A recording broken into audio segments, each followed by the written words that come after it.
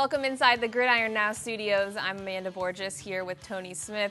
Tony, LSU beat Florida last weekend. How do you think Fournette did against Florida's defense? Look, we've been talking about him for a couple weeks as being one of those matchup-proof guys, and last week against Florida, clearly the toughest test he's had up to this point this season, and he gets 180 yards and 2 touchdowns. And the funny thing about Leonard Fournette is, as I'm watching that game against the Gators, I never felt like he was completely dominating the game, but they were always in control of that football game because of the talent of Leonard Fournette. Can that translate into other opportunities for other guys in that offense? I think it could. Brandon Harris throws a couple touchdown passes last week. There should be opportunities on play action in that LSU offense, all predicated upon the ability of Leonard Fournette to run the ball against anybody. Another tough test coming up for him in a couple weeks when they take on Alabama. Well, let's switch teams for a second. How do you think Gators quarterback Treon Harris did compared to Will Grier? I think better than you probably expected him to. 17 out of 32, 271 yards, 2 touchdowns.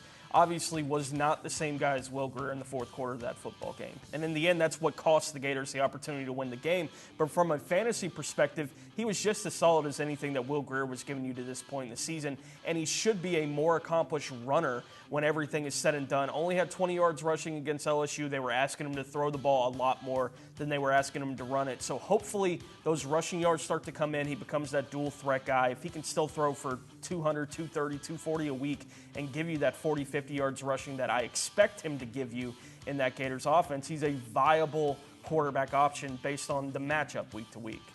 Texas A&M had a chance to get a victory against the Crimson Tide, but quarterback Kyle Allen struggled a lot against Bama. Tony, what did you think about his performance? It was bad, and it's a bad performance against a team that has struggled with spread offenses to this point in the recent history with Alabama. But Kyle Allen, 3 pick sixes in that game. The good news for him was Kyler Murray, his backup, only attempted 4 passes despite his struggles and threw an interception of his own. I was looking at the QPRs for these guys in this game. I think it was Kyle Allen was at like a 6, that Kyler Murray was at like a 4. It was bad all around the quarterback play that Texas A&M got this weekend. They do get a bounce back opportunity this week, though, against an Ole Miss defense that is struggling right now. Okay, Tony, lay it all out for us. Give us a quarterback, a wide receiver, and a running back to start and then ones to sit. Well, quarterbacks, we'll start there with Dak Prescott, who honestly, he's going up against Kentucky this week. He's probably the #1 SEC quarterback play every week with his ability to run and throw the ball. He joined elite company last week as a guy who's thrown for 50 touchdowns, rushed for 30. Only 2 other guys in SEC history, that being Tim Tebow and Johnny Manziel, have accomplished that feat. As far as a guy to sit, Joshua Dobbs at Tennessee, and that's because of the matchup that he has against Alabama. He's more of a runner than he is a passer. This is a risk management type of play. I like Joshua Dobbs on a week-to-week basis, but I don't love him against Alabama, so I'm sitting him down this week.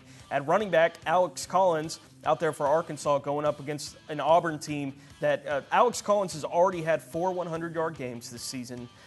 The Auburn Tigers are 102nd in the nation against the run. They're giving up almost 200 yards a game on the ground against the run. So Collins, a very solid play this week. And the guy I'm sitting is the guy opposite him. Peyton Barber, who I loved last week, scored a couple touchdowns on Thursday night for you last week against Kentucky. But Arkansas, really tough against the run, 15th in the country against the rush, giving up only 107 yards a game, even for a guy who's going to get 20 touches. I don't love his matchup this week. At wide receiver, Christian Kirk out there at Texas A&M taking on Ole Miss. Again, that Ole Miss defense is struggling right now, and he had 7 catches, 90 yards last week in the loss against Alabama, plus the kick return for a touchdown.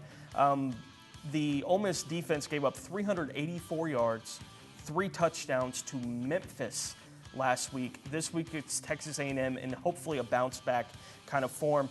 Garrett Johnson at Kentucky, the guy I'm sitting, against Mississippi State. Mississippi State giving up only 200 yards a game, basically, in the pass game on a week-to-week basis. They've only given up 5 touchdowns through the air to this point this season. Garrett Johnson, who looks like an emerging playmaker in the SEC for 2015, this is just not the week to get him in the lineup. Great advice, Tony. Thank you very much. For more on the SEC, make sure you visit gridironnow.com. We'll see you next time.